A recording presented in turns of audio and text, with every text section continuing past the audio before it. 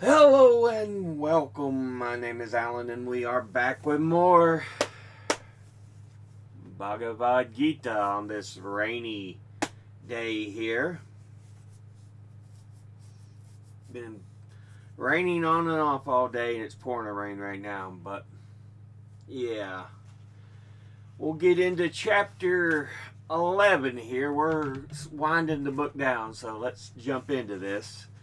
Chapter 11, The Cosmic Vision. This is the most exalted chapter of the entire Gita. For here, Arjuna sees the divine vision of Krishna in his full nature as God himself, Lord of the universe. It is difficult to see at first why the ultimate spirit vision would be granted to Arjuna at this point. We must remember Krishna and Arjuna have been companions for many lives. Yet at the opening of the Gita, Arjuna is a warrior little concerned with mystic visions. Step by step, Krishna has led him to an understanding of the real purpose of his life, to know who he is and to know also who Krishna is. In the last chapter, Krishna had reached the point where he was willing to reveal to Arjuna the manifestations of divine power. Arjuna had not only asked about those powers, but had even wanted to know in which forms he might meditate on Krishna. The first time Arjuna had spoken of contemplation.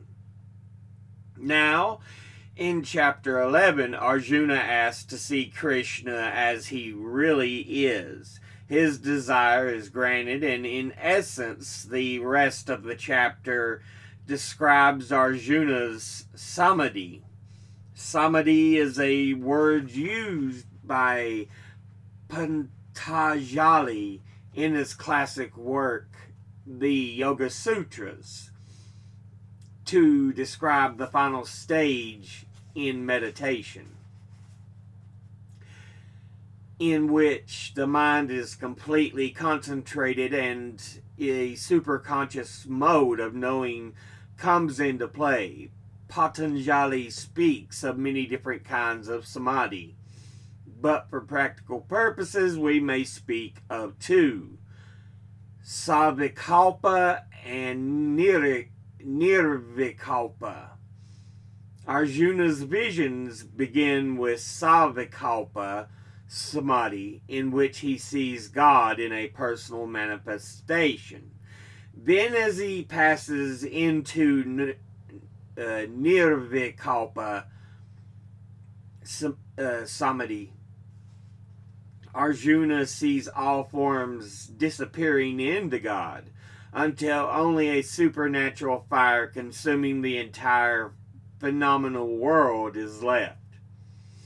This supreme vision dazzles Arjuna with the blinding splendor of 1,000 suns. Mystics have often described their experiences in terms of light. In an ancient prayer of the Veda, the poet asked for the divine wisdom to dawn in his heart just as the sun rises in the sky. And in the West, we have countless testimonies like that of Saint Teresa of Avila. When the soul looks down or looks upon this divine sun, the brightness dazzles it, and very often it remains completely blind, absorbed, amazed, and dazzled by all the wonders it sees. And this vision begins to unfold. Arjuna sees the whole world in the body of Krishna, and he begins a hymn of praise. He sees Krishna as Vishnu, and his traditional weapons, the mace and the discus, and wearing a crown. As the vision becomes more intense, Arjuna begins to feel afraid. He sees the light of God become a fire that burns to consume all things, as if to end as if at the end of time. All the warriors on the battlefield are mortals, and Arjuna sees them slain, burning in the universal fire. All creatures rush to destruction like moths into a flame. God's radiance is both a great light and a burning fire. Terrified, Arjuna wants to know the identity of this awesome God, who bears no resemblance now to the Krishna he had known and his teacher and friend. In answer to the question, "Who are you?" Krishna's reply is the verse that burst into Robert Oppenheimer's mind when he saw the atomic bomb explode over Trinity in the summer of 1945. "I am become death, the shatterer of worlds." But the word Kala just means not just death, but time, which eventually devours all. Arjuna is brave and worthy of this vision, for he does not lose consciousness or completely break down. He praises Krishna and then asks for forgiveness if during their long friendship he has ever said or done anything to offend the Lord through mistaking him for a mere human being. Finally, the vision is too much for Arjuna. Though he experiences the deep peace and joy of samadhi, he is terrified at the same time. He wishes to see more human face of God, to see the more human face of God. Krishna grants his desire and returns to the gentle, normal aspect. He tells Arjuna how very difficult it is to see him in his exalted form as the Lord of Yoga, the God of gods. Only pure devotion attains this vision. This theme dominates the remaining chapters of the Gita. It is devotion that is all important on the spiritual quest. The Cosmic Vision text. Arjuna, out of the compassion you have taught me the supreme mystery of the self. Through your words, my delusion is gone. You have explained the origin and end of every creature, O lotus-eyed one, and told me of your supreme limitless existence. Just as you have described your infinite glory, O Lord, now I long to see it. I want to see you as the supreme ruler of creation. O Lord, master of yoga, if you think me strong enough to behold it, show me your immortal self. Krishna. Behold, Arjuna, a million divine forms with an infinite variety of color and shape. Behold the gods of the natural world and the many more wonders never revealed before. Behold the entire cosmos turning within my body and the other things you desire to see. But these things cannot be seen with your physical eyes. Therefore, I give you spiritual vision to perceive my majestic power. Sanjaya. Having spoken these words, Krishna, the master of yoga, revealed to Arjuna his most exalted, lovely form. He appeared with an infinite number of faces ornamented by heavenly jewels, displaying unending miracles and the countless weapons of his power. Clothed in celestial garments and covered with garlands, sweet-smelling with heavenly fragrances, he showed himself as the infinite Lord, the source of all wonders, whose face is everywhere. If 1,000 suns were to rise in the heavens at the same time, the blaze of their light would resemble the splendor of that supreme spirit. There, within the body of the God of gods, Arjuna saw the manifold forms of the universe united as one. Filled with amazement, his hair standing on end in ecstasy, he bowed before the Lord and joined palms and spoke these words. Arjuna: O Lord, I see within your body all the gods and every kind of living creature. I see Brahma, the creator, seated on a lotus. I see the ancient sages and the celestial serpents. I see the infinite mouths and arms, stomachs and eyes, and you are embodied in every form. I see you everywhere without beginning, middle, or end. You are the Lord of all creation, and all the cosmos is your body. You wear a crown and carry a mace and discus. Your radiance is blinding and immeasurable.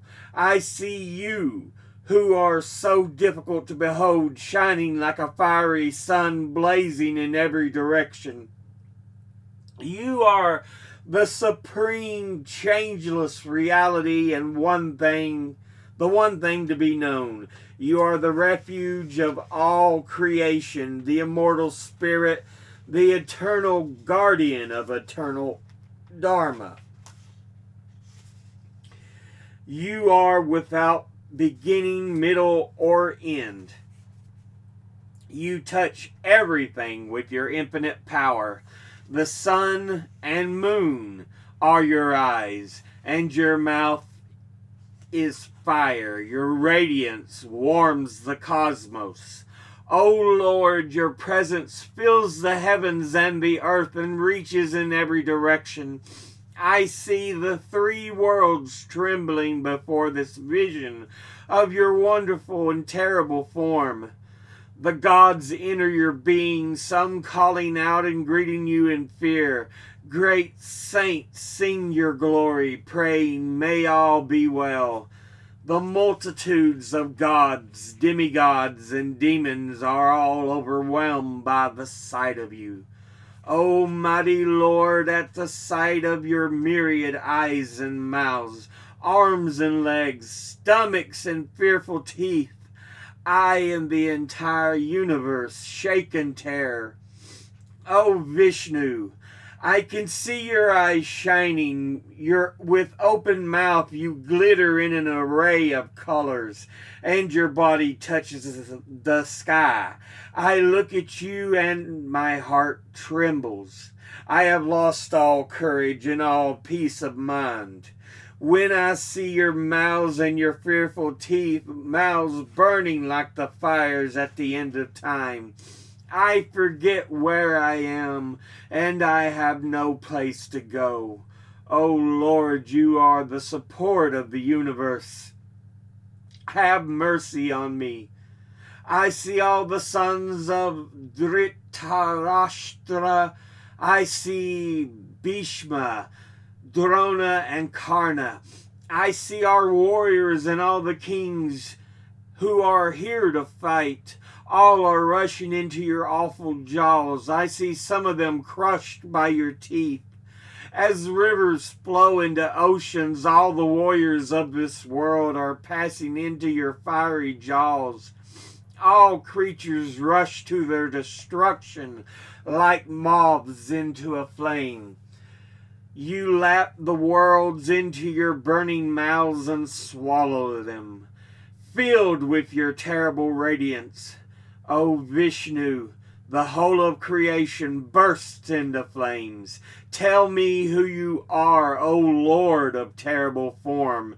I bow before you. Have mercy. I want to know who you are. You who existed before all creation, your nature and workings confound me. Krishna, I am time, the destroyer of all. I have come to consume the world. Even without your participation, all the warriors gathered here will die. Therefore, arise, Arjuna, conquer your enemies and enjoy the glory of sovereignty. I have already slain all these warriors. You will only be my instrument. Bhishma, Drona, Jayadratha, Karna, and many others are already slain. Kill those whom I have killed. Do not hesitate. Fight in this battle and you will conquer your enemies. Sanjaya. Having heard these words, Arjuna trembled in fear. With joined palms, he bowed before Krishna and addressed him stammering. Arjuna. O Krishna! It is right that the world delights and rejoices in your praise, and all the saints and sages bow down to you, and all evil flees before you to the far corners of the universe. How could they not worship you, O Lord? You are the eternal spirit who existed before Brahma, the creator, and who will never cease to be. Lord of the gods, you are the abode of the universe, changeless. You are what is and what is not, and beyond the duality of existence and non-existence. You are the first among the gods, the nameless spirit, the resting place of all beings. You are the knower and the thing which is known. You are the final home. With your infinite form, you pervade the cosmos. You are Vayu, god of the wind, Yama, god of death, Agni, god of fire, Varuna, god of water. You are the moon and the creator Prajapati and the great-grandfather of all creatures. I bow before you and salute you again and again. You are behind me and in front of me. I bow to you on every side. Your power is immeasurable. You pervade everything. You are everything. Sometimes, because we are friends, I rashly said, "Oh Krishna, say friend." Casual, careless remarks. Whatever I have said lightly, whether we were playing or resting, alone or in company, sitting together or eating, if it was disrespectful, forgive me for it, O Krishna. I did not know the greatness of your nature, changing and imperishable. You are the Father of the universe, of the ultimate, of the animate and the inanimate. You are the object of all worship, the greatest guru. There is none to equal you in the three worlds who can match your power. O gracious Lord, I prostrate myself before you and ask for your blessing.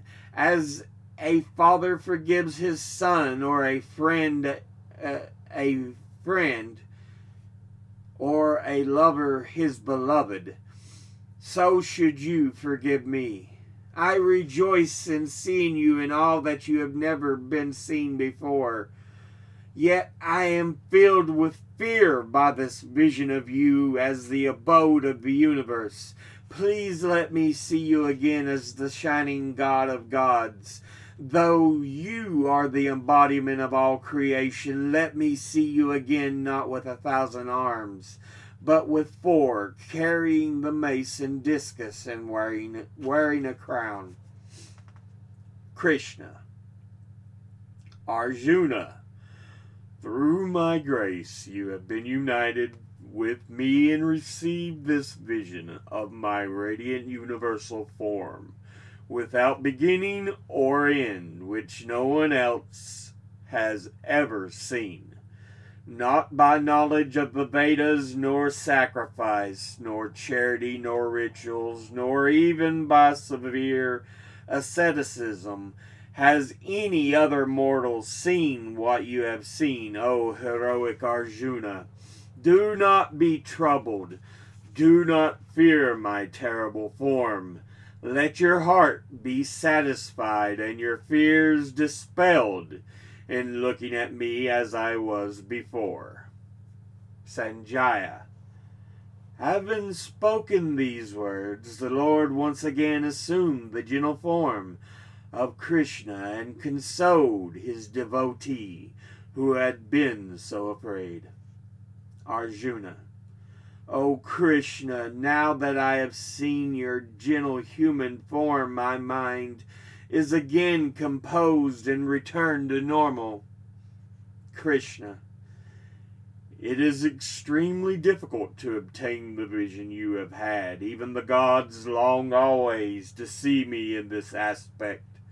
Neither knowledge of the Vedas, nor austerity, nor charity, nor sacrifice can bring the vision you have seen. But through unfailing devotion, Arjuna, you can know me, see me, and attain union with me. Those who make me the supreme go of all their work and act without selfish attachment, who devote themselves to me completely and are free of ill will for any creature, enter into me. And that ends that particular chapter. So yeah, a lot going on there. Of course, we have the famous Robert Oppenheimer quote when he sees the first nuclear bomb go off, quoting the Gita when Krishna has been transformed into Kali. And remember, the name is not only death but time, so you can use it interchangeably. But yeah, I am time, the destroyer of all. I have come to consume the world.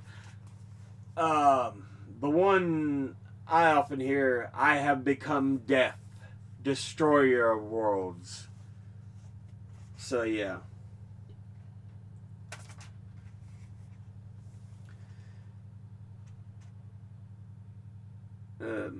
So it's fairly similar, but there could be a slight difference in the way it's seen. But yeah, Arjuna finally gets to see Krishna in his full form.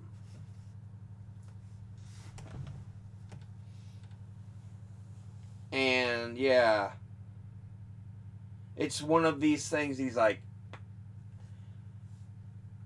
only in absolute devotion will you ever see this form. This vision I have granted unto you is not attainable in any other way. So yeah.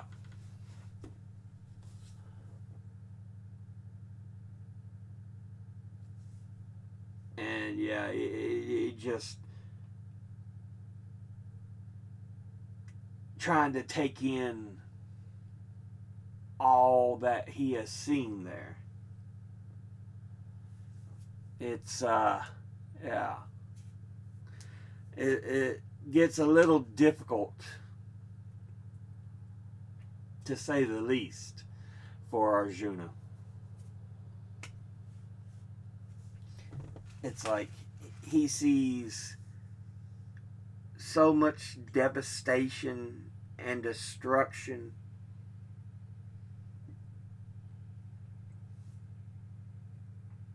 but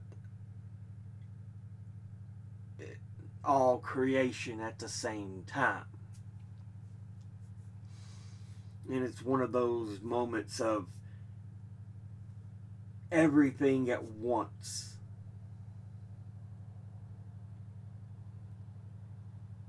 It kind of reminds me of the awe you have to know how gigantic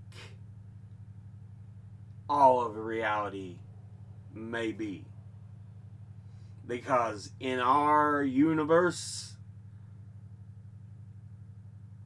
it goes on and it is still expanding. The stars are still going further from each other. Although some are some galaxies are colliding with others to form new galaxies. No, none of us, when this is being made, will be alive to see when the Andromeda galaxy and the Milky Way collide to form a new galaxy. But yeah.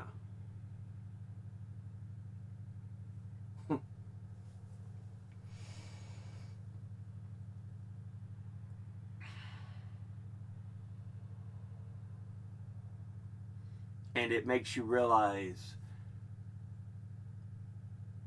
that there's that huge expanse, and how petty, no matter what type of remembrance we want to make to try to keep our memory, matters not.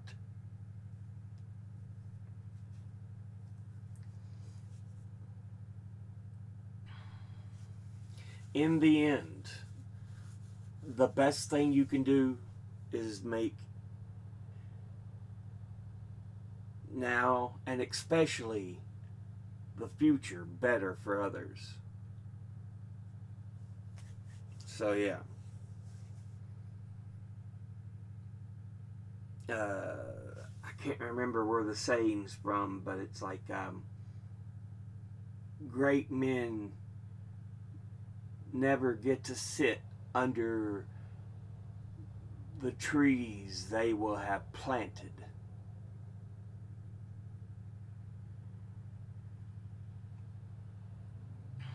Because it always takes time for that, something like that, to be so good, so useful. But yeah, it's the only thing I can really compare it to when we look at the awesomeness, the astoundment,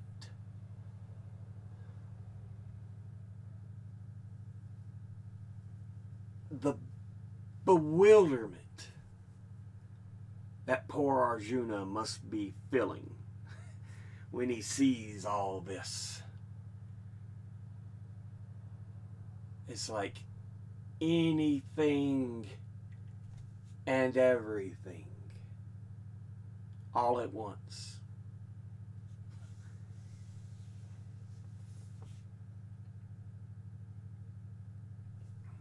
So yeah. But we'll go ahead and end this episode there. Thank you all for watching. Anyone tells you something you have trouble believing, ask them to cite their sources. Educate thyself, think, read, study, learn. I did that so out of order, it was horrible. Thank you all for watching. I'll see you all in the next one. Until then, later.